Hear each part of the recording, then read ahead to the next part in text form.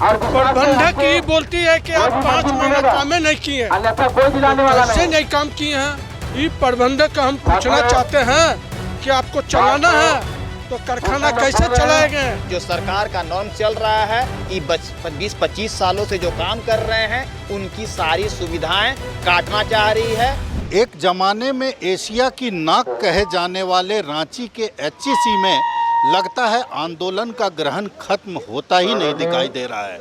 जिस तरह से लगातार सप्लाई कर्मी यहाँ एक बार फिर से पिछले 5 दिनों से आंदोलन कर रहे हैं। सबसे पहले तो धर्मेंद्र दिखलाइए कि यहाँ पर स्थिति क्या है। हैवी मशीन बिल्डिंग प्लांट जो है उस प्लांट के बाहर सप्लाई कर्मियों ने घेराव किया हुआ है और बीते कई दिनों से इन लोगों का आंदोलन चल रहा है।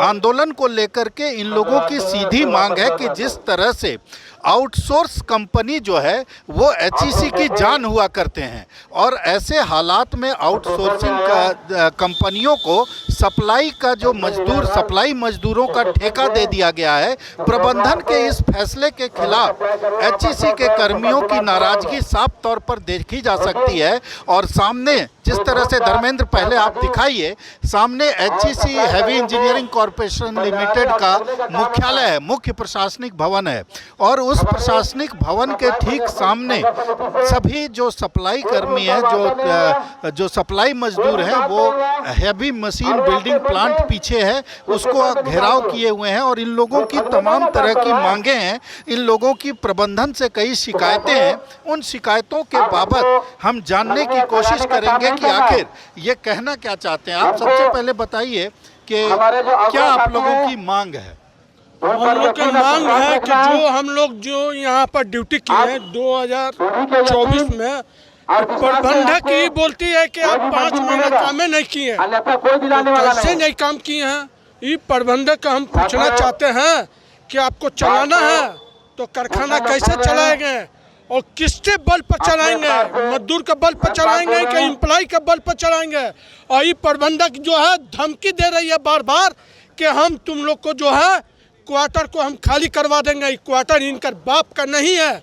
और ये प्रबंधक हम पूछना चाहते हैं, इससे भी पहले विश्वास साहब आए, इससे भी पहले विश्वास साहब चला के गए और विश्वास साहब इस रास्ता पर ले कि कारखाना एकदम आगे बढ़ गया और 6 महीने का पैसा मिला हम लोग का। और 2008 में बैंक खाता खुलवाया और वेणुगोपाल साहब जो है कि हम लोग को कॉन्ट्रैक्ट सेल में डाले और प्राइवेट एजेंसी के लिए और ये लोग को जो है गुमराह करने के लिए प्रबंधक जो बैठे हुए हैं, जितने यूनियन के दलाल लोग हैं, मैनेजमेंट के दलाली कर रहे हैं और इसका हम बर्दाश्त नहीं करेंगे। जितने 1400 मजदूर हैं उस 1400 मजदूर को आप अंदर ले जा सकते हैं तो ले जाओ और नहीं तो हम लोग के बीच में आके वार्ता करो।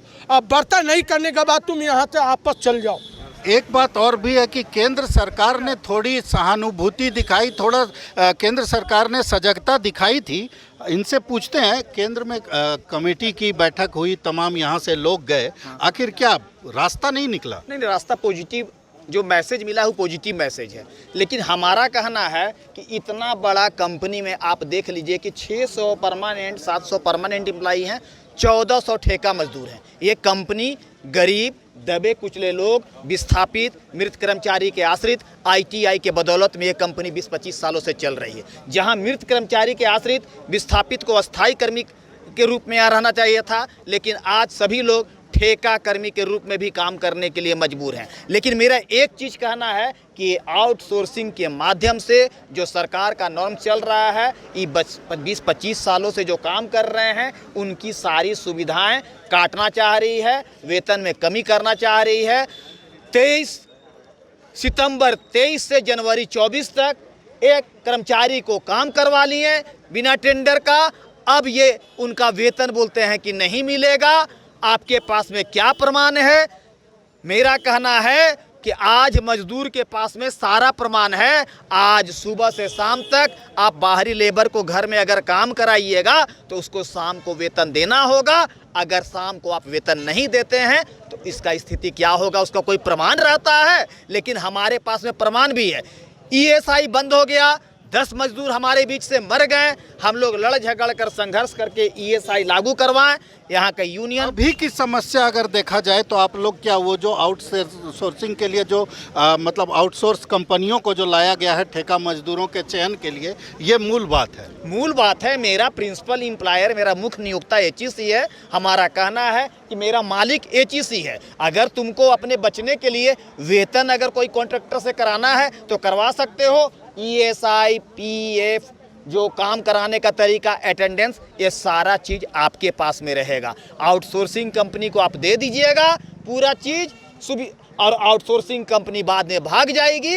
आप ये कहिएगा कि आप उनका आदमी है, वो कहेंगे कि हम नहीं जानते हैं, हमको पैसा नहीं मिला है।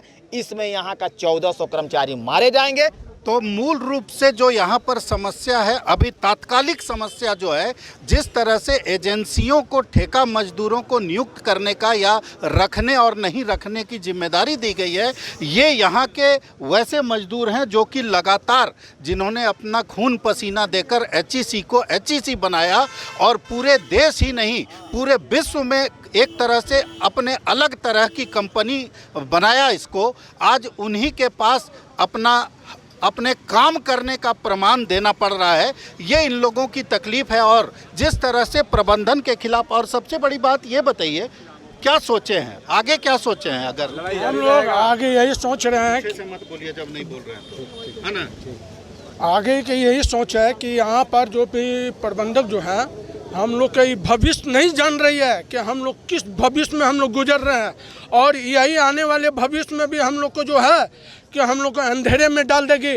और ये प्रबंधक में आने वाला आप लोग आंदोलन को अंतिम तौर पर कहां तक ले जाइएगा? हम लोग यहाँ से दिल्ली तक आवाज़ पहुँचाएंगे, ये प्रधानमंत्री के कार्यालय में पहुंचाएंगे, और मैं गृह मंत्री के सामने पहुंचाएंगे।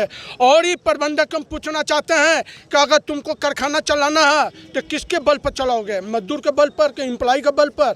आज हम लोग का जो फैसिलिटी बंद हो गया, ELCL बंद हो गया। जिस तरह से ये जो ठेका मजदूर हैं जो कि रीढ़ हैं एचईसी के, अगर इन लोगों का यही रवैया रहा या ये रवैया रहने के लिए बाध्य हुए तो एचईसी में हाल के दिनों में कई ऐसे कार्यादेश मिले हैं जिसके बाद एचईसी की सांसें चल सकती है, लेकिन उन सांसों को चलाने की जिम्मेदारी अब प्रबंधन की है।